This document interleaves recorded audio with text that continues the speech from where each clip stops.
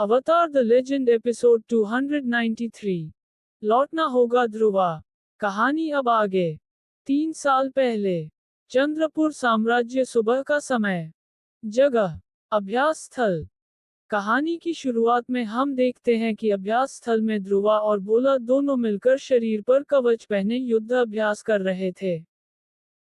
तभी अचानक ध्रुवा एक जोरदार वार करता है जिससे बोला के हाथ से तलवार गिर जाती है, जिसके बाद वो भी नीचे गिर जाता है। इसके बाद बोला डरते हुए कहता है, बोला डरते हुए, अब और नहीं ध्रुवा, मुझे तुमसे और नहीं लड़ना। ये सुनते ही ध्रुवा नाराजगी जताते हुए बोला से कहता है, ध्रुवा क्या बोला, तुम अभी से हार मान रहे हो, हमें और अभ्यास करना है, आओ। बोला थक हार कर नहीं ध्रुवा, मैं थक चुका हूँ। ध्रुवा कुछ नहीं बोला, मैं और कुछ नहीं सुनना चाहता, चलो उठो। तभी बार बार ध्रुवा के ये कहने से बोला थोड़ा नाराज हो जाता है और कहता है, बोला नहीं ध्रुवा नहीं, मैं तुमसे अभ्यास नहीं कर पा रहा, तुम मुझसे कई ज्यादा ताकतवर हो। ध्रुवा हैरान भरी नजरों से क्या।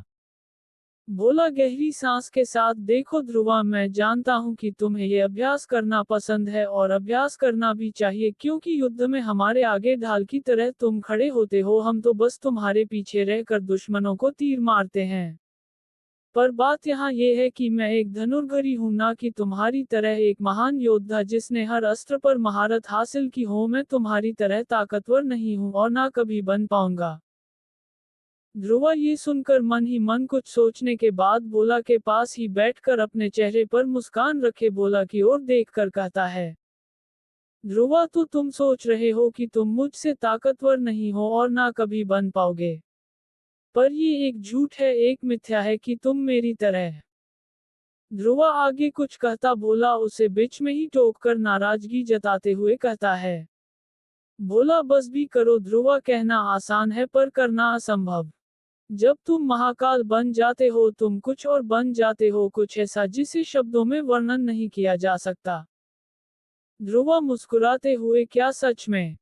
मैं इतना भयंकर दिखता हूँ क्या? बोला शायद तुम्हें नहीं पता। तुम उस समय बिल्कुल अपने नियंत्रण से बाहर हो जाते हो। कभी कभी लगता है कि तुम हमें ना मार दो। ये सुनकर ध्रुवा एक गहरी सांस के साथ बोला से कहता है, ध्रुवा महाकाल, सच कहूं तो मुझे वो इतना पसंद नहीं है। बोला हैरानी से, क्या? पर क्यों?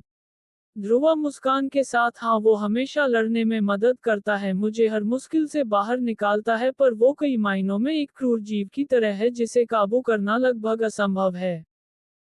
बोला मुस्कुराते हुए, तुम भी क्या बेवकूफों वाली बात कर रहे हो ध्रुवा, महाकाल एक वरदान है, वरदान। ध्रुवा, हाँ, पर उससे ज्यादा एक श्राप है। बोला की ओर देखकर, महाराज भी महाकाल के ऊपर थोड़ा ज्यादा ही निर्भर कर रहे हैं, अगर किसी दिन मेरा कुछ हो गया तो। ध्रुवा आगे कुछ कहता बोला उसे गुस्से में कहता है, बोला कैसी अशुभ बातें सोच रहे हो ध्रुवा, तुम इस साम्राज्य के रक्षक हो, तुम्हें कुछ नहीं होगा। ध्रुवा बोला के शांत करते हुए, शांत हो जा। बोला शांत हो जा, मैं तो बात सोच रहा था कि कभी अगर। ध्रुवा ये कहकर मन ही मन कुछ सोचने के बाद कहता है, ध्रुवा बोला।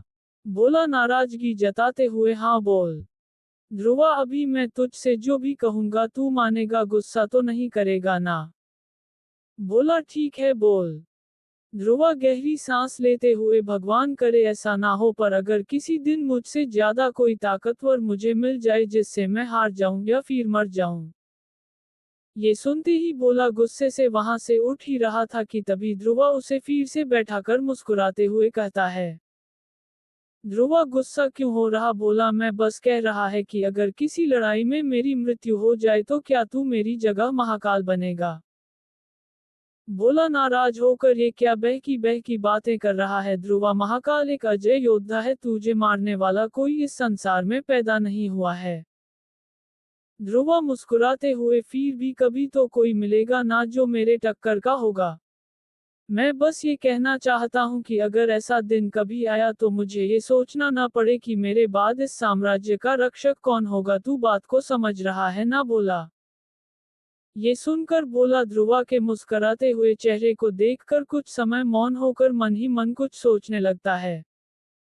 तभी ध्रुवा भोला की ओर अपना हथेली बढ़ाकर उसे पूछता है, ध्रुवा तू क्या बोलता है, भोला लेगा मेरी जगह? ये सुनकर भोला भावुक भाव से ध्रुवा की ओर देखकर कहता है, भोला पर मैं इस लायक नहीं हूं। ये सुनकर ध्रुवा भोला के मन के भाव को समझकर कहता है, ध्रुवा कौन कहता है तू महाकाल नहीं बन सकता, बस तुझे विश्वास करना होगा कि तू कर सकता है।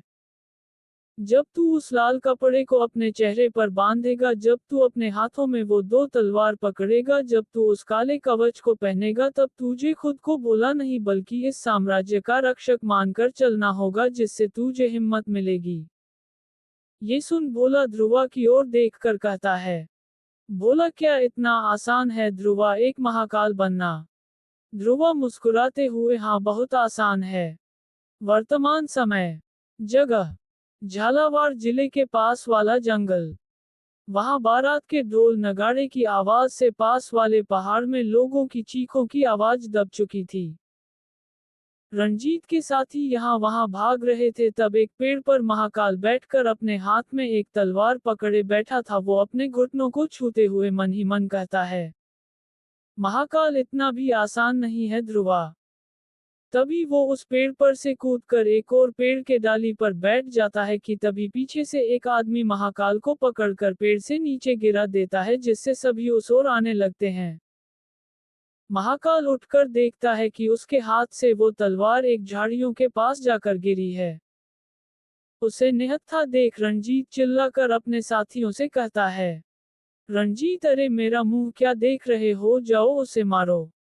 ये सुनकर वो सब महाकाल की ओर दौड़े। उनके हथियार पेड़ों के बीच से आती मंद रोशनी में चमक रहे थे। निहत्थे होने के बावजूद महाकाल ने असाधारण चपलता और युद्ध कौशल का प्रदर्शन किया। अपने आसपास के वातावरण का फायदा उठाते हुए उसने अपनी सहज हरकतों से उनके हमलों को चकमा दिया और उन्हें रोका। उसने मिट्टी को उछाला, घुमा और इस तरह से पैंतरेबाजी की कि उसके हर हमले या तो चूक गए या उनकी सरासर गति और सजगता से विक्षेपित हो गए। विपरीत परिस्थितियों के बावजूद महाकाल ने अपने नंगे हाथों और त्वरित सोच का उपयोग करके अपने हमलावरों को निहत्था और अक्षम करने के लिए घातक सटीकता के साथ जवाबी हमला किया। उसने शक्तिशाली घूंसे और विनाशकारी लात मारे हड्डियों को चकनाचूर कर दिया और अपने दुश्मनों को अक्षम कर दिया। लेकिन अचानक मौके का फायदा उठाते हुए रणजीत ने एक खंजर उठाया और महाकाल के पेट में गहरी चोट मार दी। महाकाल के शरीर में दर्द फैल गया और वह जोर से चिल्लाया, लेकिन उसका संकल्प डगमगाया नहीं। बिना किसी हिचकिचाहट के महाकाल ने अपनी आखिरी ताकत जुटाई और रणजीत के चेहरे पर एक जोरदार लात मारी, जिससे वह उससे दूर जाकर गिर गया। चोट हल्की थी पर उससे अच्छा खासा खून निकल रहा था, जिसे देखकर दूर खड़ा रणजीत मुस्कुराते हुए कहता है, रणजीत तुम में दम तो है, पर तुम वो नहीं हो जिसके बारे में लोग कहते हैं। इसके बाद रणजीत हैरान भरी नजरों महाकाल की ओर देखकर उसे कहता है, रणजीत क्या तुम सच में महाकाल हो? ये कहकर रणजीत महाकाल की तरफ जाता, अचानक कई सारे तीर उसकी ओर तेजी से आने लगते हैं, जिनसे बचने के लिए रणजीत अपनी फुर्ती की मदद से एक पेड़ के पीछे चला जाता है, जिसके समय उसके हाथ से लगकर एक तीर चला जाता है। तभी ठीक महाकाल के पीछे कई सारे तीरंदाज सैनिक दौड़ते हुए आगे बढ़ते हैं, जिन्हें देखकर रणजीत डर जाता है और वहां से भागने लगता है। वहां महाकाल अपने पेट के उस चोट को एक कपड़े के मदद से बांधकर खून को बहने से रोक देता है। तभी उसके पास एक सैनिक अपने धनुष बाण पकड़े आता है और चिंतित भाव से उन्हें पूछता है, योगी आप ठीक तो हैं महाकाल? महाकाल हल्के दर्द में, मैं ठीक हूं, तुम लोग जाओ, राजकुमार की रक्षा करो, जाओ। ये सुनकर सभी वहां से आगे बढ़ जाते हैं। उनके जाते ही महाकाल के सामने के दृश्य उसे धुंधले दिखने लगते हैं। सांस लेने में तकलीफ होती है, जिससे महाकाल अपने चेहरा पर बंधा लाल कपड़ा खोल देता है, जिससे पता चलता है कि वो बोला है, जो कि अब तक झूठा महाकाल बनकर रह रहा था। इसके बाद भोला अपने कवच को उतार कर वहां मरे हुए रणजीत के आदमी के ऊपर रख देता है। इसके बाद थक हार कर वो एक पेड़ के नीचे बैठ जाता है और सामने ऊपर आसमान में दिख रही चंद्रमा की ओर देखने लगता है। वो देखते हुए कहता है, भोला देख रहे हो ध्रुवा, महाकाल बनने के चक्कर में मुझे क्या क्या करना पड़ रहा है। दिन रात खुद को युद्ध के लिए अभ्यास कराना पड़ रहा है, हर समय चौकन्ना रहना पड़ रहा है, अब तो नींद भी नहीं आती। इतना भी आसान नहीं है ध्रुवा महाकाल बनना। ये कहकर भोला, जिसके चेहरे पर मूछ दाढ़ी निकली हुई थी, वो कहता है, भोला महाकाल के चक्कर में अब मूछ दाढ़ी भी नहीं काटी मैंने, शरीर दर्द कर रहा है ध्रुवा। भोला इसके बाद भावुक भाव से कहता है, भोला तुम्हारे जाने के करीब 8 महीने हो चुके हैं ध्रुवा, सभी का मानना है कि तुम मर चुके हो, पर फिर भी मुझे नहीं लगता कि तुम मरे हो, ऐसा लगता है जैसे तुम अभी हमारे पास हो पर दिखाई नहीं दे रहे। ये कहने के बाद भोला एक गहरी सांस लेता है और कहता है, भोला कुछ बुरा होने वाला है ध्रुवा, कुछ ऐसा जिसकी कल्पना भी नहीं की जा सकती। कभी कभी मन डर से कांप उठता है, वैसे जैसे काशी महादेव के वक्त हुआ था। उसके बाद भोला शांत भरे भाव से कहता है, भोला अगर तुम जिंदा हो तो शायद तुम्हारे आने का वक्त आ चुका है ध्रुवा, चंद्रपुर को उसके रक्षक की जरूरत है, चंद्रपुर को महाकाल की जरूरत है। ये कह भोला बेहोश होने ही वाला होता है कि तभी वो धीमी आवाज में कहता है, भोला तुम्हें लौटना होगा ध्रुवा। जगह हरिरामपुर। सुबह का समय। वहां सुबह का माहौल था, दृश्य से लग रहा है कि कोई मेला लगा है, जहां एक छोटे से मैदान के चारों तरफ अन्य अन्य गांवों के लोग मैदान में हो रहे खेल का आनंद ले रहे थे। उन सब की निगाहें मैदान में हो रही एक खेल की ओर थी, जहां दाएं तरफ 10 बलशाली लोग अपनी पूरी ताकत से किसी चीज को खींच रहे थे, जो कि कोई अकेला नौजवान था जिसने अपने एक हाथ से उन्हें खींचा हुआ था। अपने एक शक्तिशाली हाथ से चेहरे पर मुस्कुराते हुए वो अकेला उन्हें खींच रहा था, जिसकी मुस्कुराहट से पता चल रहा था वो कौन है, वो था Dhruva. AVETAAR the legend episode 294। कहानी अब आगे। हरिरामपुर। सुबह का समय। जैसे ही सूरज क्षितिज पर चढ़ा, चहल पहल भरे मेले के मैदान में सुनहरा रंग छा गया, माहौल उत्साह से भर गया। आसपास के इलाकों से ग्रामीण बड़ी संख्या में इकट्ठा हुए थे, उनके रंग बिरंगे परिधान दुकान की पृष्ठभूमि में जीवंत चित्रपट बना रहे थे। ताजे पके हुए नाश्ते की खुशबू हवा में फैल रही थी, जो हंसी बकबक और कभी कभार जयकारे की आवाज के साथ मिल रही थी। छोटे से मैदान के बीच में ताकत का एक अद्भुत प्रदर्शन देखने के लिए एक बड़ी भीड़ जमा हो गई थी।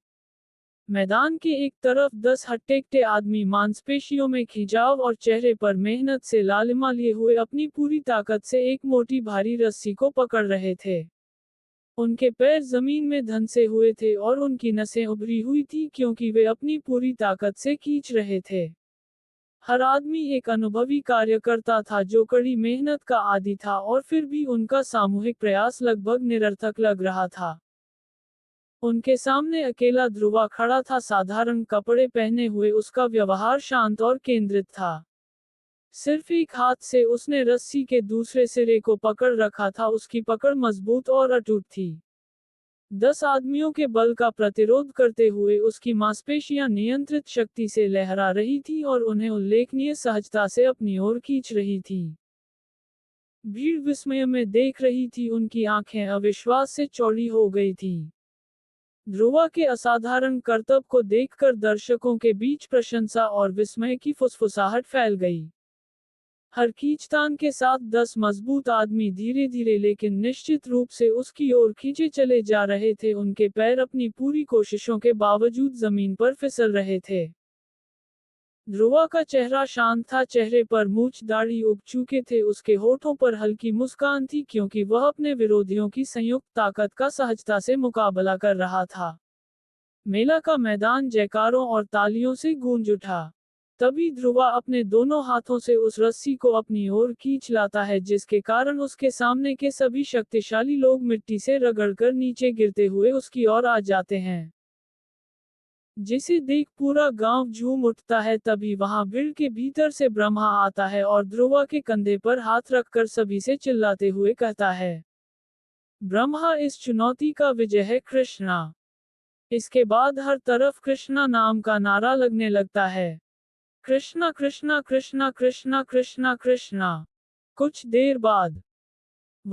देर बाद ध्रुवा और ब्रह्मा एक गिरे हुए पेड़ की ऊपर बैठकर कुछ हंसी मजाक कर ही रहे थे कि तभी वहां ध्रुवा से हारे हुए सभी लड़के ध्रुवा के पास आते हैं। उनमें से एक लड़का आगे आकर ध्रुवा को गले लगाकर कहता है, बालू मुस्कुराते हुए मान गए कृष्णा, तुम सच में एक शक्तिशाली योद्धा हो, जैसा सुना था तुम वैसे ही हो।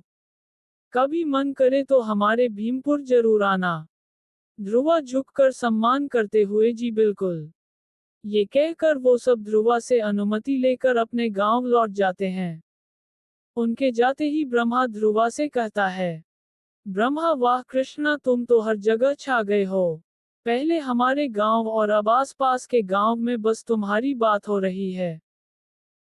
ध्रुवा मुस्कुराते हुए, कुछ नहीं ब्रह्मा भाई, बस कुछ लोग होते हैं ना जो खुद को शक्तिशाली मानते हैं, बस अपनी शक्ति दिखाने के लिए वो मेरे साथ लड़ने आते हैं और हार जाते हैं। ब्रह्मा हाँ ये भी सही है, भला तुम्हें कौन ही हरा सकता है, मैं खुद तुमसे हार गया था। इसके बाद दोनों हंसते हुए आपस में कुछ बातें करने लगते हैं।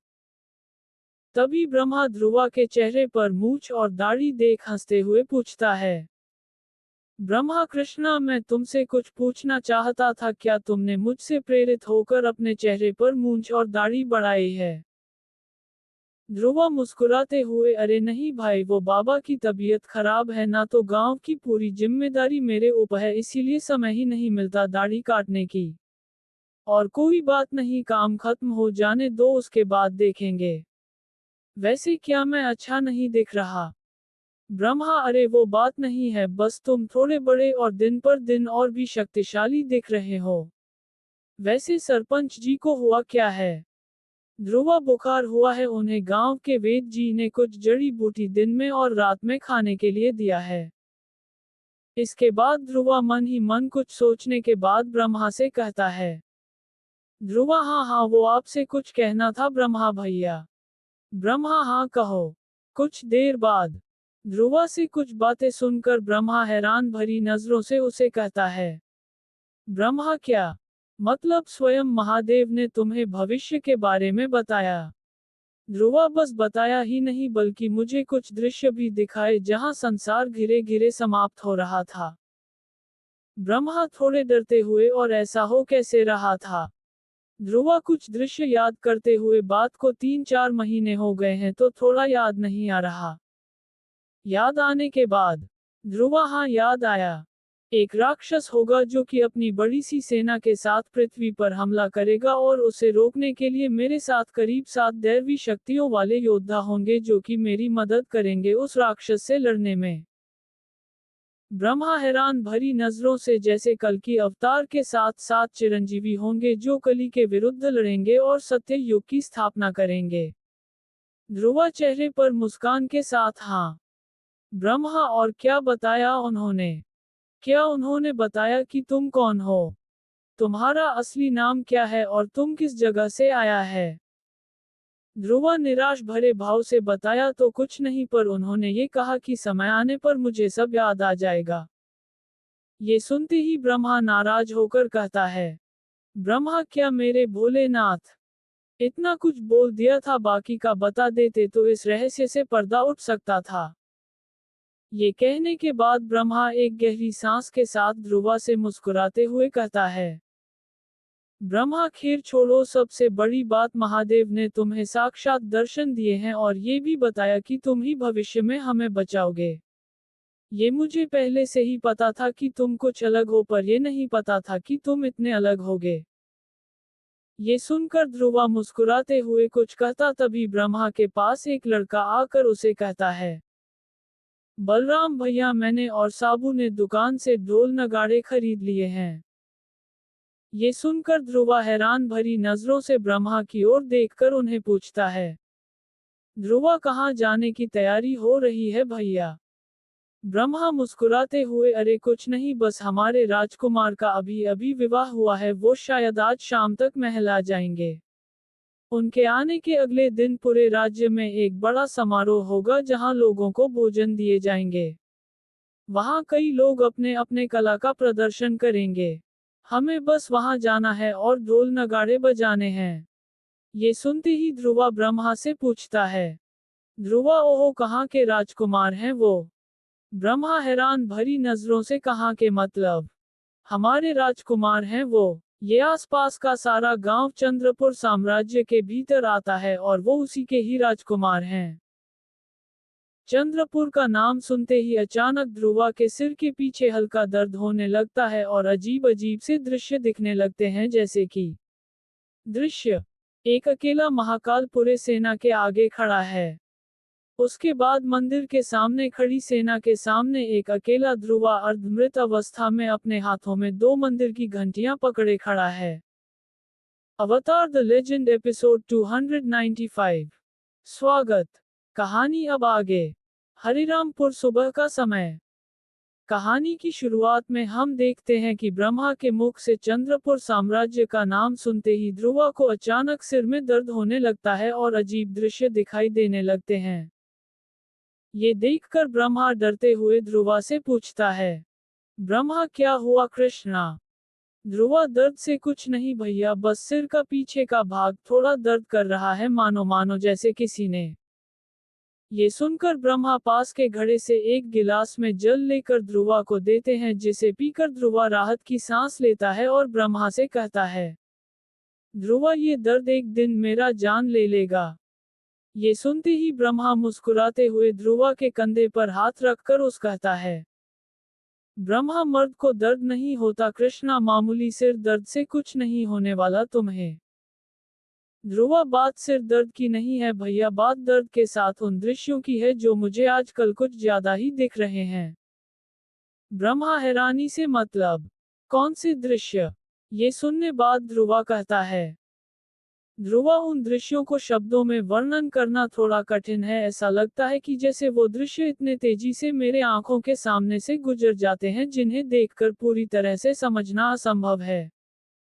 ब्रह्मा, पर फिर भी कुछ तो दिखता होगा ना? ध्रुवा मन ही मन कुछ सोचने के बाद कुछ दृश्यों में से एक में एक सेना एक राज्य की सीमा पर एक विशाल भीड़ की तरह खड़ी है। एक दृश्य है जहां एक तीर एक योद्धा के हृदय में जा लगता है। एक दृश्य तो इतना दर्दनाक है कि उसे वर्णन करते हुए भी मुझे अंदर तक पीड़ा हो रही है, जहां एक योद्धा जमीन पर घुटनों के बल बैठा है और एक तलवार उसके पेट के आर पार हो चुकी है। ये सुनते ही ब्रह्मा थोड़ा डर जाता है और ध्रुवा से कहता है, ब्रह्मा कृष्णा, क्या ये कोई भविष्यवाणी तो नहीं? ये सुनते ही ध्रुवा भी थोड़ा डर जाता है। तभी ब्रह्मा ध्रुवा को इतना बेचैन देख मुस्कुराते हुए ध्रुवा से कहता है, ब्रह्मा, मुझे लगता है तू थोड़ा ज्यादा इस बारे में सोच रहा है, इसीलिए तुझे ऐसे सपने आ रहे हैं। ऐसा करते हैं, आज रात चलते हैं चंद्रपुर, तुझे वहां अच्छा लगेगा। पूरा दिन गांव में रहोगे तो ऐसे बुरे विचार आते रहेंगे, मेरे साथ चंद्रपुर चल, वहां नई चीजें दिखेगा तो तुझे अच्छा लगेगा। ये सुनकर ध्रुवा एक गहरे सांस के साथ ब्रह्मा से कहता है, ध्रुवा, ठीक है भैया, मैं बाबा से पूछकर आपको कहूंगा। चंद्रपुर साम्राज्य सुबह का समय। जैसे ही भव्य बारात चंद्रपुर के द्वारों में प्रवेश करती है, पूरे राज्य में उत्साह और उत्सव की लहर दौड़ जाती है। सड़कें रंग बिरंगे फूलों, झंडियों और जगमगाती रोशनी से सजी होती हैं, जो उनके प्रिय राजकुमार रुद्र और उनकी नई दुल्हन राजकुमारी भवानी के आगमन का जश्न मनाती हैं। चंद्रपुर के लोग खुशी से झूम उठते हैं, हवा में ढोल और पारंपरिक वाद्य यंत्रों की ध्वनि गूंज उठती है। हर जगह ग्रामीणों को हवा में पंखुड़ियां फेंकते और सड़कों पर स्वागत के नारे लगाते देखा जा सकता है। राजसी रथ धीरे धीरे राजसी महल के पास पहुंचते हैं, उनके सुनहरे रथ नर्म धूप में चमक रहे होते हैं।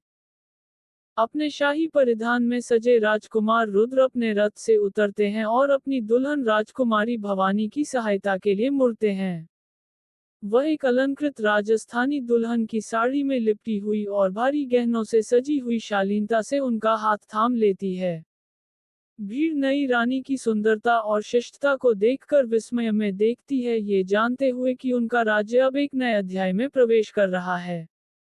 महल के सामने खड़े होकर घर की वरिष्ठ महिलाओं ने दोनों का गर्मजोशी से स्वागत किया।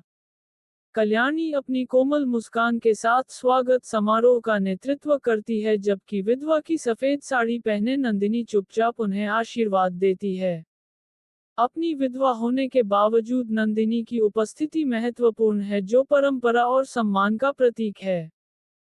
फूलों और हल्दी की थालियां लेकर महल की नौकरानियां आगे बढ़ती हैं, औपचारिक आरती करती हैं, रुद्र और भवानी के सामने दीप जलाती हैं और उन्हें सौभाग्य का आशीर्वाद देती हैं। पूरा महल इस अवसर की खुशी से गूंज उठता है। हर कोई, कुलीन, मंत्री और आम लोग इस मिलन का जश्न मनाने के लिए एक साथ आते हैं। चंद्रपुर के लोगों से स्वागत देखकर भवानी का दिल गर्मजोशी से भर जाता है, ये जानते हुए कि यह अब उसका घर है। उसके और रुद्र के बीच का रिश्ता मजबूत होता है, क्योंकि वह उसके साथ रहता है, उसे उसके जीवन के इस नए चरण में मार्गदर्शन करता है। जैसे ही वे महल के द्वार में एक साथ प्रवेश करते हैं, भीड़ शुभ मंत्रों का जाप करती है और माहौल उत्सव, प्रेम और नई रानी के अधीन उनके राज्य के भविष्य के लिए आशा से भर जाता है। ये दृश्य सच्ची शाही भव्यता का एक दृश्य है, फिर भी यह जुड़ाव के व्यक्तिगत क्षणों और एक राज्य की साझा खुशी से भरा हुआ है। जैसे ही दंपत्ति महल में प्रवेश करते हैं, शाही महल की भव्यता उनके सामने खुल जाती है, जिसमें संगमरमर के फर्श पर झूमर की हल्की चमक होती है और प्रवेश द्वार पर रंग बिरंगी रंगोली सजी होती है। दरबारी और मंत्री अपने बेहतरीन परिधानों में सजे हुए सम्मान में झुकते हैं, जबकि रुद्र और भवानी सिंहासन कक्ष की ओर बढ़ते हैं। राजा वीरेंद्र दरबार के शीर्ष पर गर्व से खड़े होकर अपने बेटे और नई बहू का गर्मजोशी से मुस्कुराते हुए स्वागत करते हैं। अंदर का माहौल प्रत्याशा से भरा हुआ है। कल्याणी अनुष्ठानों का अगला सेट शुरू करती है। भवानी को कलश पवित्र बर्तन पर कदम रखने के लिए मार्गदर्शन करती है, जो रानी के रूप में राजसी घराने में उसके पहले कदम का प्रतीक है। जैसे ही वह बर्तन पर अपना पैर दबाती है, उसे अपनी नई भूमिका का भार महसूस होता है। महल में चहल पहल और उत्साह का माहौल है, फिर भी एक कोने में नंदिनी चुपचाप खड़ी है, उसकी आंखों में गर्व, आशा और दुख की झलक दिख रही है। उसे वो पल याद आने लगते हैं जब वो भी एक दिन ऐसे ही दुल्हन की साड़ी में लिपटी हुई ध्रुवा के साथ यहाँ आई थी। इसके बाद सभी महिलाएं भवानी को आगे के रस्म के लिए अपने साथ वहां से ले जाती हैं और पुरुष दल रुद्र को अपने साथ वहां से ले जाते हैं। ऐसे चलते हुए रुद्र मन ही मन थोड़ा गुस्सा हो रहा था। तभी अचानक सामने से एक जानी पहचानी आवाज सुनाई देती है। तक्षराज, ये तो बड़ी बुरी बात है राजकुमार रुद्र।